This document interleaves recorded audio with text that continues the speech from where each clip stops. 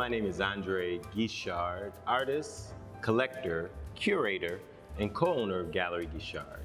And I'm Frances Guichard, artist, collector, curator, and co-owner of Gallery Guichard.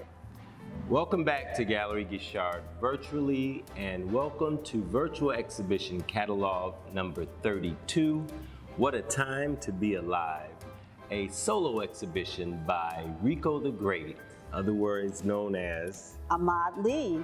He always tells an amazing story through his artwork, and it's all like pop art. I like to call it visual rap because it draws you in, but it's social justice art and tells a story, but the bold colors and common iconic symbols often draw you in, but he tells a story that deals with social justice. So I am excited to talk to Rico and share this amazing exhibit because as much as I loved last year, this year's work is as hot or hotter. Yes, on all new pieces. So you will see some amazing pieces, but I'm looking forward to talking to him, finding out about what he saw in these current issues and how he relates the past to what he has presented inside these amazing pieces of work.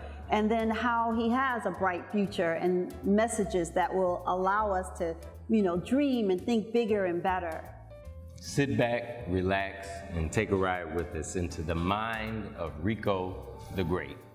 Welcome back to Gallery Guichard virtually, and we are here with one of our favorite artists, Rico the Great, to learn more about the inspiration for his upcoming exhibit. Yeah, hi Rico, how are you? I can't wait to hear more about your new exhibit coming up. What a time to be alive. Yes. Very good, very good. Happy to be here. What a great title also. Thank you. So I'll just start off with, what is the inspiration for the title? Because that title I think is really special and it parallels that exhibit in person.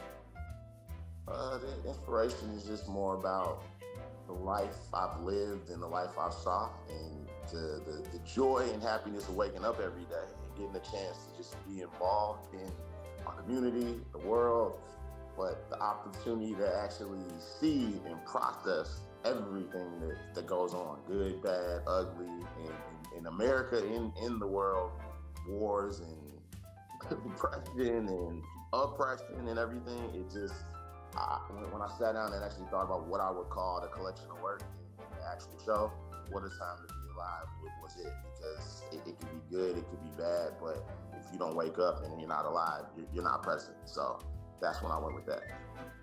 As a young person, that is awesome. You're still in your 30s, am I right?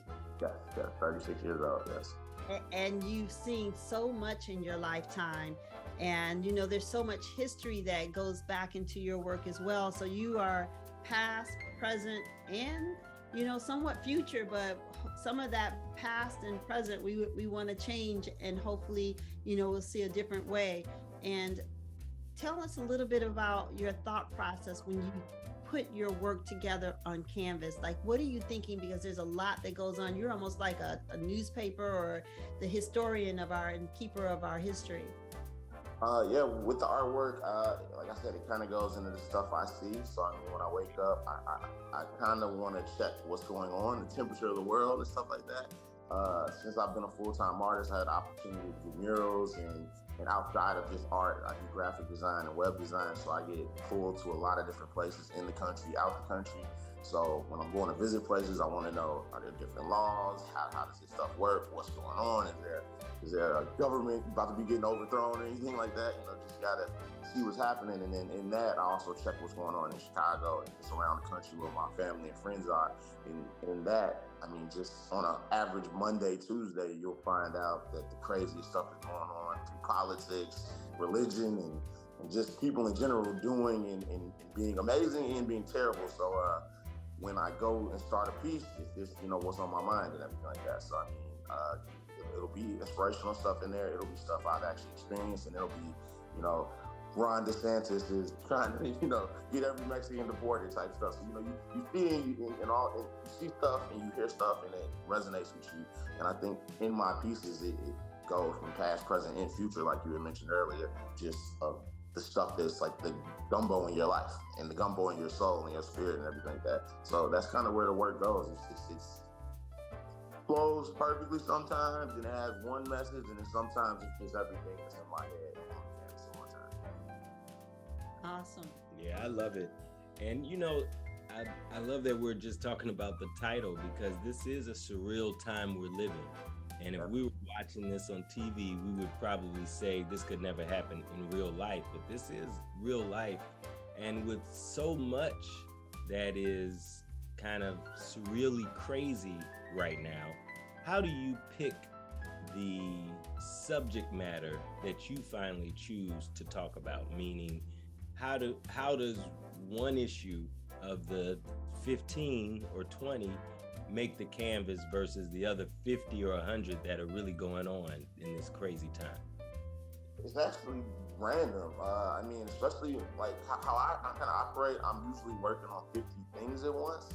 And even sometimes in the work, like outside of art, when I'm doing a graphics project, some of that stuff's for nonprofits that actually do stuff in the world to affect change and everything like that. So it might be, okay, I'm heavily focused on designing this step and repeat banner for an event about abortion, or a flyer about anything in racism or gun prevention and violence in the city and stuff like that. So that stuff, I'll be in the middle of painting Donkey Kong and I'm like, okay, he's kind of a violent character, so I can actually tie in a message or something like that. So it's really random. The only time I'm ever really walking to a canvas with a full plan is when commissions come in, because sometimes the actual client has I know what I want, and then they let me just chew on it and put my spin on it. But most of the time it's random, and it just builds and builds and builds until it's done. And with that, you mentioned the customer. What responses do you get to your work? Like, what do you hear when people see your work? It's random as well. When I first started painting and I wasn't trying to sell stuff and I didn't really know what I was doing, you would get everything. I'm like, dang, these people do not like this work, because people will be like, oh, some of that stuff's not original. And I'm like, it's original because it came from me. Yeah, I might use characters that I grew up in liking or not liking to tie in my message and stuff like that. But the full piece as a whole isn't me stealing from Andy Warhol, isn't me stealing from Walt Disney or anything like that. It's me just actually building this pie, that before I put it in the oven, it's going to be like a finished piece. And it comes out as its own thing. But in the middle of that, I met other artists that said, people are gonna love your work, people are gonna hate it, people are not gonna get it, and people are gonna get it. Like, just do you, keep building, keep creating, and that's that. So I've had death threats for murals I've done. I've had the most positive responses, and I just enjoy it all, because you're doing it, people are gonna talk about it, and as long as they're talking about it, you're active. So that's kind of how I run with it. Yeah. Love it. I want to go a bit into your process, and particularly because as a viewer and admirer of your work, I often have used the parallel of visual rap, because it draws me in, the bright colors, the characters that I recognize. So I'm so happy with it because of the recognizable characters and color. But then I'm at a space then where I'm in the painting and I get to start absorbing the message. Can you talk about how you are able to accomplish that?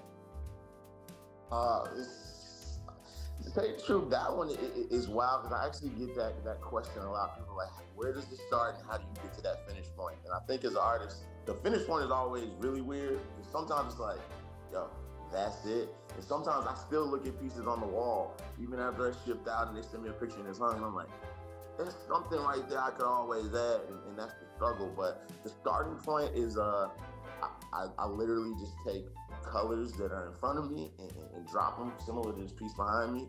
It just started off as a big mixture of whatever I took out that day. And it sounds weird, but like when I was younger, I used to tell people a lot, like I would see the lines to where to start a piece. So it always starts with just a random 3 or 4 lines, and everything kind of builds from there. I don't know, just the energy from the great Lord that blessed me every day to wake up. But I kind of just start with a couple of lines and it flows from my head just like that. So it all starts random as well. So that's why I kind of like building on stuff and giving the effect that if you buy a piece from me or if you're going to see a piece of mine that's going to be on display, every day you'll find something different because I poured whatever was on my mind and in my soul that day and in that moment into that section. So I hope that answered the question. We know that people loving your work, and you're being collected by some really great collectors, and the messages are out there, and people are just really interested in having that message on the canvas the way you do it. It's very unique to you, even though somebody may have said it looks like somebody else's work. It's pop art. That's what pop art is. But it's your work, and it's amazing. And I just say, keep doing what you do, Ahmad. Yeah, I agree. Thank you very much. It's a contemporary version of pop art with an urban twist, which is what I love, because that feels more like hip hop to me when I even say that. But I have a question about one piece that has gotten a lot of attention already, and that Black Panther with the Michael Jordan on the cover. If you could talk about the synopsis on that. Okay, that piece started off as I was going down a rabbit hole about the Ku Klux Klan in the Midwest. So in the process of that, I had a huge canvas on the wall, and I was doing already like a Black Panther cartoon theme. And one of his comic books I'd always seen when I was younger. I don't know if the title was called Sacrifice of Blood, but that was on the actual cover. And it was him actually battling the KKK. And the entire comic book, as I've researched, it has just a lot of just wild undertones to it. And it's just a weird, cool story and stuff like that. But in the midst of that, Michael Jordan was on my mind heavily because I was doing a project with Chicago Bulls, and a lot of things came up about like rebranding and getting away, like not disrespecting Jordan as a whole, but like saying we can't live in the shadow of our championships 30 years ago. So it was just a lot of that was on my mind as well. And I took that into researching about the KKK. And so Jordan plays in the Central Division, and the Bulls do as well. So it's the Milwaukee Bucks, it's the Indiana Pacers, it's the one more team, and the Cleveland Cavaliers. So in that piece, and they've all been defeated on the route of Jordan doing all the great stuff. So we always ran that division. So I kind of took that and put the Klans members in the actual jerseys, but I changed the name from the Indiana Pacers to Indiana Pickaninnies. I changed the name of the Cavaliers to the Cleveland Klansmen, and the Milwaukee Bucks to Buck Breaking, because all that stuff ties into everything.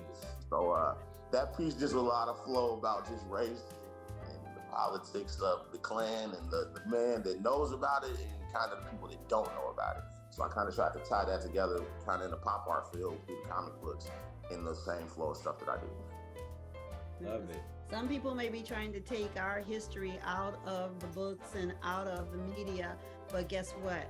You're keeping the history, and it's going to be here for a long time, and people are going to be able to resonate with it, get information from it, and then be able to decide for themselves to go look deeper to find out the meaning of what your artwork is trying to convey.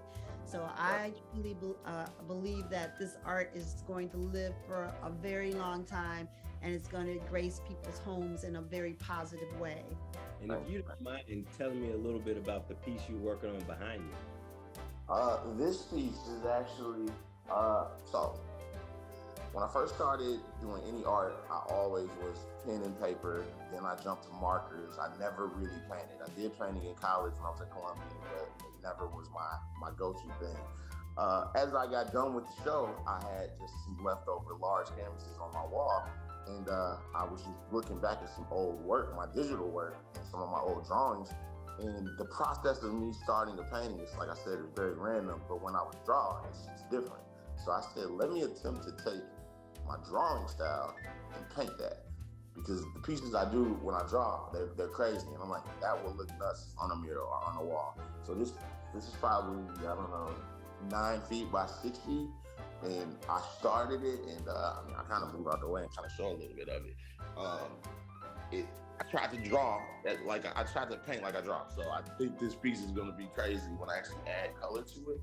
And yeah, so that's kind of the thought process behind this piece behind it. So about 30% in, and yeah, that's kind of that with this one.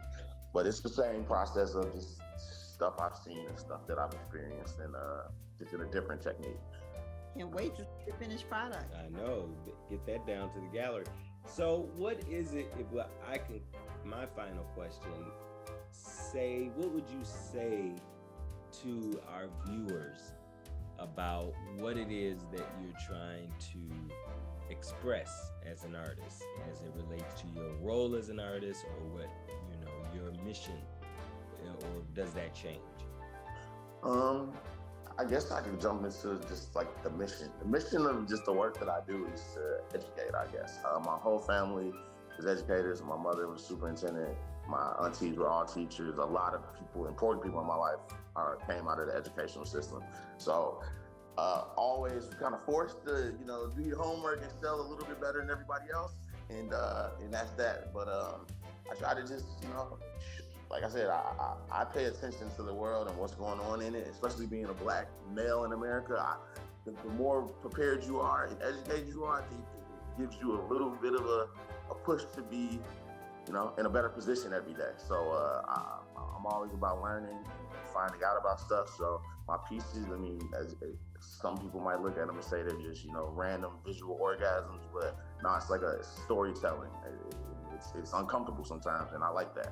Because life ain't comfortable at all the time. So I want people to just have feelings when they look at the work. And through the 8-year journey of me painting and navigating, being a nobody in it, to just moving up in the world and being seen in other places and other countries, I think the work does that. So my goal is just to keep pushing the needle, man, and just growing, and taking every day that I have on the earth to just work even harder. That's awesome. What other countries have you been shown in? I haven't done anything out the country really. I did ship some stuff to Canada for a small little show and stuff like that, but that was actually when I really didn't know anybody. I had some friends that hooked that up, but I haven't shown in any other country. Done a lot of stuff in this country, but I do have pieces in other countries that people have commissioned and bought. So that's awesome to know that the work is outside the state. Yeah, that's great. Internationally collected, that still says a lot, because just because you haven't exhibited, but when people pay for your work, that's what's important. So congrats. Thank you. I do want everyone to know that this, like last year's solo show, is expected to go fast, and you can have access to this work virtually by clicking on the virtual exhibition catalog section at www.galleryguichard.com, and this is virtual exhibit catalog number 32, and this will also be on the website, and you can drop down, walk around. It's as easy as 1, 2, 3. You touch the Matterport tag and you can get the information on the title, medium, size, and then use the circles to move around. But it is an amazing show, and I'm just very honored to watch you grow and your career continue to soar, because your work every year is equally intriguing. So once again, kudos and respect, and congratulations on all the great work that you're doing. Yes, and they'll be able to see more of your work, all of your pieces, on our website at www.galleryguichard.com. And if anyone has any questions or sees any work that they like, they can actually contact us, Ahmad, at galleryguichardsocial@gmail.com. Thank you so much. We love talking with you as always. Thank you, no problem. Can't wait. Looking forward to Friday. Yes. That's right. It's going to be hot. See art, love art, buy art, live with original art. Talk to you soon. Thank you. Have a good one, y'all. Have a good one.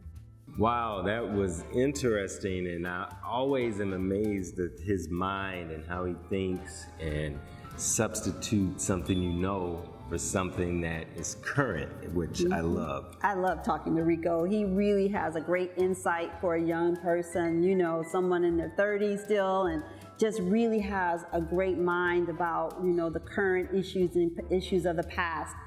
I loved it. Very prolific. So if you see something you love, of course, you can drop down virtually anytime.